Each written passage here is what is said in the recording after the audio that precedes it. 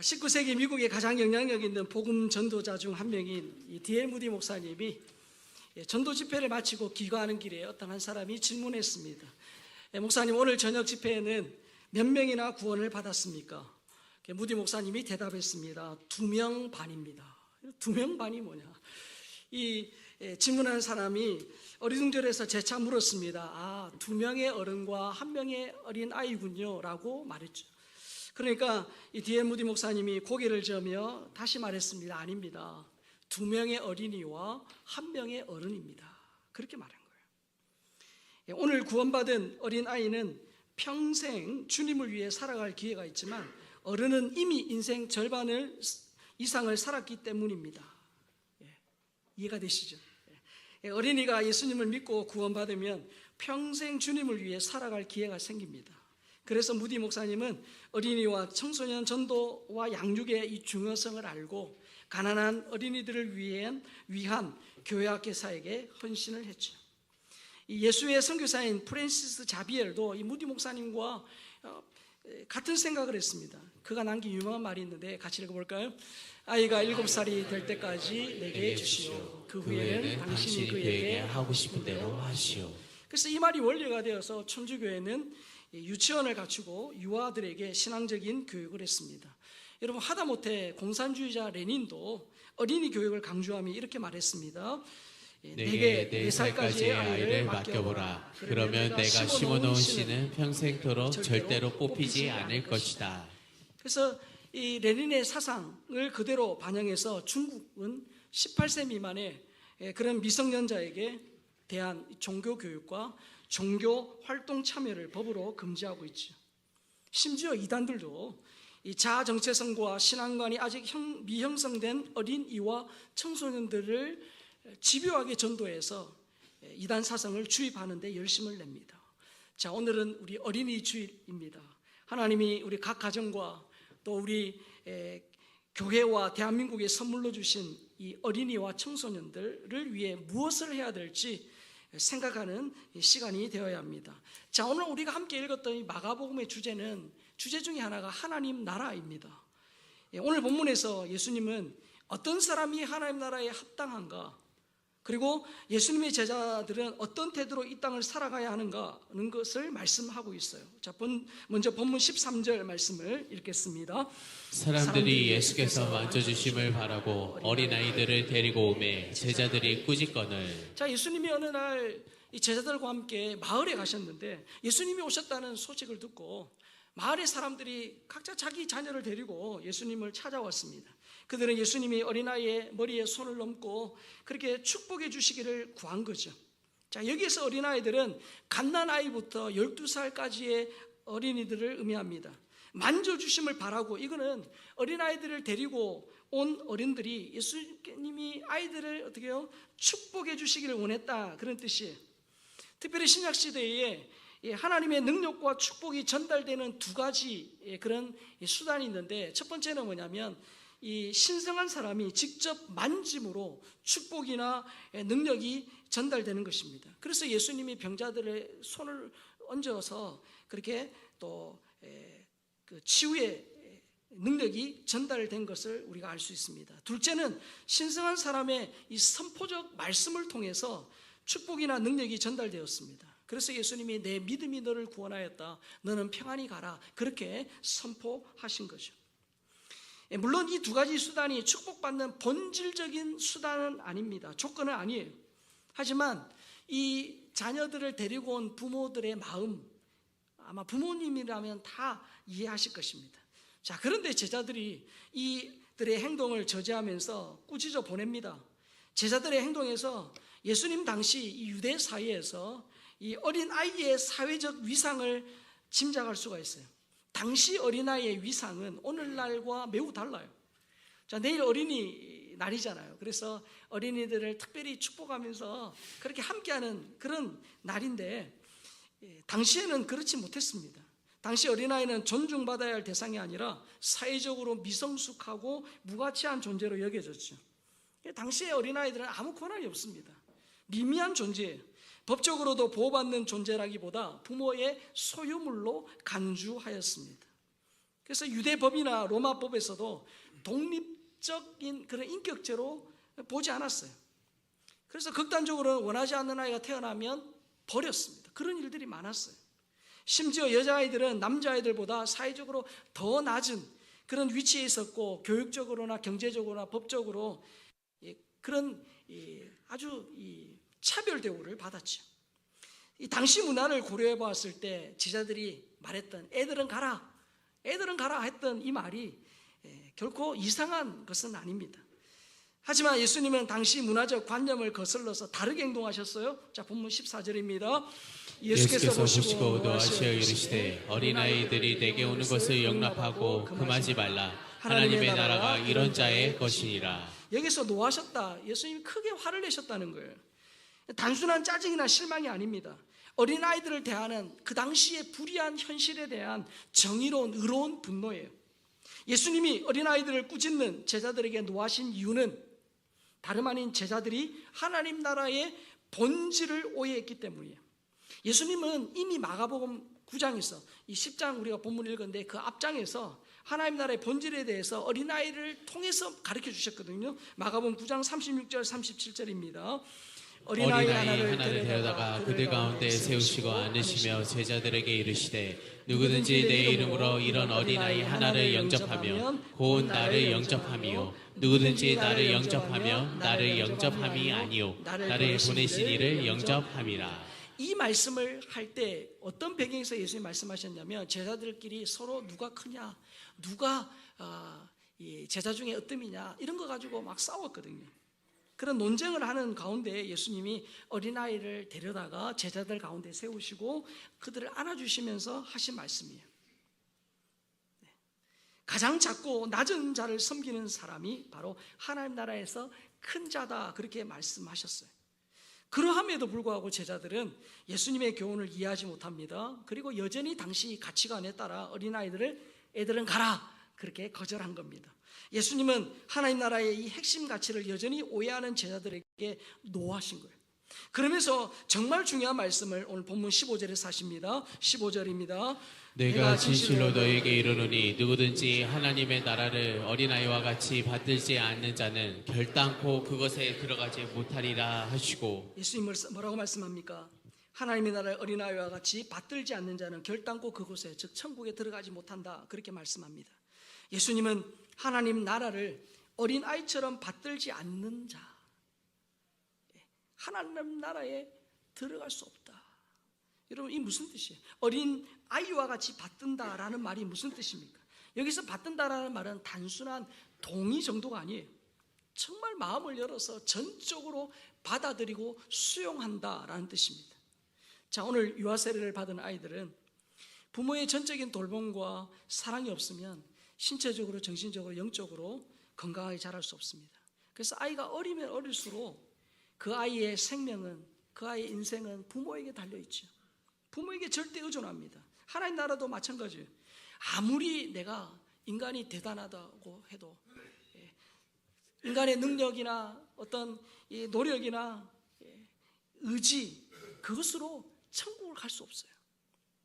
자기 능력이나 노력이나 의지로 구원받을 수 없다는 사실을 절절히 깨닫고 정말 예수 그리스도만이 구원자와 인생의 주인이라는 사실을 어떻게 마음을 열고 전적으로 수용하고 받아들이는 것을 의미합니다. 그것이 하나님 나라를 어린아이와 같이 받드는 거예요. 어린아이가 부모를 전적으로 의지하듯이 하나님을 전적으로 의지하고 예수 그리스도의 십자가 은혜로만 천국에 들어갈 수 있음을 받아들이는 거예요. 그것을 겸손히 받아들이는 사람, 그 사람이 천국에 갈 수 있는 겁니다. 예수님만이 나의 구원자와 인생의 주인이라는 사실을 어린아이처럼 겸손하게 받아들이는 것, 그 사람이 천국 백성이 될 수 있습니다. 자, 그런 의미에서 우리가 어린이 주일을 지나면서 어른들인 우리가 회복해야 될 것이 있어요. 그 첫 번째가 뭐냐면 바로 어린아이와 같은 마음이에요. 자, 여기에 있는 우리 모두는 유아실에 있는 어린아이들 빼고는 다 어린아이가 아니에요. 맞죠? 마음은 어린아이일 수 있으나 신체적으로, 연령적으로 어린아이가 아닙니다. 하지만 하나님을 향한 그 마음, 하나님을 향한 태도에서는 어떻게 해요? 어린 아이와 같은 마음, 그런 마음을 회복해야 돼요. 어린 아이 같은 마음이 뭡니까? 자기 판단이나 계산보다 하나님의 말씀과 인도하심을 신뢰하는 거예요. 어린아이 같은 마음은 뭡니까? 하나님 앞에서 스스로 자신을 낮추는 겸손한 태도를 의미합니다. 그리고 신앙생활에서 가식 없이 정직하고 순전한 태도를 가진다는 뜻입니다. 여러분, 그 어린아이의 그 순수함 아시잖아요. 그 어린아이의 절대 부모에게 의존하는 그것, 그리고 어린아이의 그 겸손함, 그것이 바로 어린아이 같은 마음이에요. 사랑하는 성도 여러분, 목사인 저부터 어린이 주일을 지나가면서 우리가 하나님 앞에 다 하나님의 자녀잖아요. 순수한 마음으로 어린아이와 같은, 하나님 앞에 어린아이 같은 마음, 내 가진 거, 내 능력, 내 어떤 그것 때문에 때로는 하나님 없이도 살 것 같은 그 마음을 내어버리고 전적인 하나님을 신뢰하고 겸손히 하나님의 은혜를 바라보는 그 마음, 그 마음을 회복하는 저와 여러분 될 수 있기를 주의 이름으로 축복합니다. 또한 어린이 주일을 지나가면서 회복해야 할 것이 있어요. 바로 그런 어린아이를 향한 예수님의 그 시각, 그 태도예요. 예수님의 시각과 태도. 예수님은 제자들이 오해하고 있는 하나님 나라의 가치를 바로잡고 나서 어린아이들을 축복하시죠. 본문 16절입니다. 그 어린아이들을 안고 그들 위에 안수하시고 축복하시니라. 예수님은 당시에 성인 남성 중심 사회의 어린이에 대한 그 문화적 통념을 깨트리는 행동을 하셨죠. 그 어린아이들을 안아주셨어요. 이 안아주셨다는 말은 두 팔로 껴안다, 가슴에 꼭 끌어안는다라는 그런 뜻입니다. 그 예수님은 아이들을 그냥 단순히 그냥 가까이 오게 하거나 머리 한번 쓰다듬어 준 정도가 아닙니다. 깊은 애정과 친밀함으로 대하셨다는 뜻이에요. 그리고 예수님은 여러 아이를 품에 안으셨어요. 이런 행동은 예수님이 어린아이를 외면하지 않고 마음 깊이 사랑하신다는 의미입니다. 뿐만 아니라 예수님은 어린아이들에게 안수하셨어요. 안수하셨다는 건 손을 얹으셨다는 뜻이에요. 여러분, 성경에서 손을 얹는 행위는 하나님의 권위와 복의 전달을 상징합니다. 야곱이 손자인 요셉의 두 아들 므낫세와 에브라임에게 머리에 안수함으로 하나님의 언약과 복이 요셉의 아들들에게도 계승이 되었잖아요. 예수님은 어린 아이들에게 하나님의 복이 임하기를 진심으로 바라는 마음으로 그렇게 안수하셨어요. 그리고 그들을 축복하시니라 되어 있죠. 이거는 단순한 인사나 칭찬이 아닙니다. 이 행동은 단순한 말의 축복이 아니라 복이 실제로 임하도록 말하고 선포하는 것을 뜻합니다. 그래서 이 아이들은 하나님의 그 복을 받을 자격이 있음을 보여주신 겁니다. 그래서 예수님의 이런 행동은 단순한 감동 이상의 그 위대한 지도자가 이렇게 한번 이렇게 그 아이들 이렇게 한번 해준 그런 어떤 보여지는 그런 일회성 이벤트가 아니라 진짜 어떻게 해요? 예수님은 세상의 기준에서 가치 없다고 여겨지던 어린아이들을 하나님 나라에서 복의 대상이자 본보기로 세우신 겁니다. 예수님은 당시의 사회에서 하찮게 여겨졌던 어린아이들을 영접하심으로 성인 남성 중심의 문화와 종교적 관습을 뒤엎으셨어요. 그래서 예수님은 이 아이들이, 제자들은 그 사역에 방해되니까 애들은 가라 그랬는데 예수님은 어떻게 해요? 애들은 오라 그랬어요. 그 아이들이 사역의 방해거리가 아니라 천국의 모델로 세우셨습니다. 자, 어린이 주일을 지나가면서 과연 우리가 회복해야 할 예수님의 그 시각과 태도가 뭡니까? 여러분, 우리 어린아이들, 우리 다음 세대, 우리 자녀들, 이 자녀들은 10년 이후에, 20년 이후에 우리 교회의 어떤 일원이 될 존재가 아니에요. 이미 우리 교회의 중요한 동역자임을 믿습니다. 이미 우리의 중요한 동역자예요. 그런 인식의 전환이 필요해요. 그래서 우리 교회는 어린아이들을 환영하고 환대하는 공동체. 저는 초등학교 3학년 때부터 교회를 다녔는데 제가 뭐 교회에 믿음이 있어서 갔겠습니까? 아니에요. 제가 처음 교회를 갔던 것은 제가 처음 모교회에 저를 따뜻하게 맞이해주는 선생님이 계셨고 목사님이 계셨어요. 그 따뜻함에 제가 어떻게 해요? 한 번, 두 번 교회에 가다가 그러다가 믿음이 생긴 거예요. 그래서 정말 우리 이 지역에 있는 우리 어린이들이 정말 가고 싶고 머물러 있고 싶은 그런 교회, 따뜻한 교회, 아이들을 환대하는 교회. 애들은 가라가 아니라 어떻게 해요? 애들은 오라. 그래서 저는 주일 예배 드릴 때 아이들이 울면요, 막 부모님들이 어쩔 줄을 몰라하는데 괜찮아요. 애들이 우는 게 당연한 거 아닌가요? 그렇죠? 애들의 소리가, 교회 안에 애들의 소리가 막 어떻게 해요? 들려야 돼요. 들려야 돼요. 그래서 오늘 유아세를 받는 아이들을 그냥 보기만 해도 그냥 막 행복하잖아요. 아니신가요? 그렇죠? 그런 교회가. 또한 어린이들 교육은 우리 부서사역자나 교사들 책임이라고만 생각하지 마세요.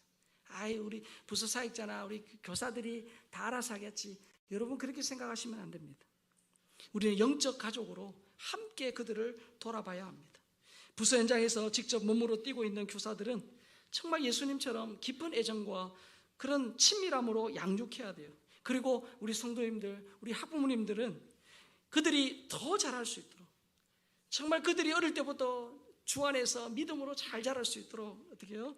계속 기도해 주시고 그 일을 현장에서 하고 있는 교사들을 격려해 주셔야 돼요.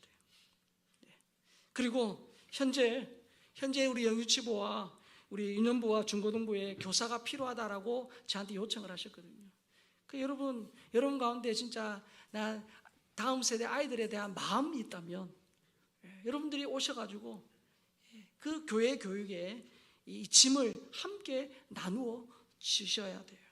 왜냐? 여러분 오늘 이 유아세례를 받은 어린 아이들, 이 아이들이 자기 입으로 나중에 신앙을 고백하고 하나님의 귀한 자녀로 성장할 수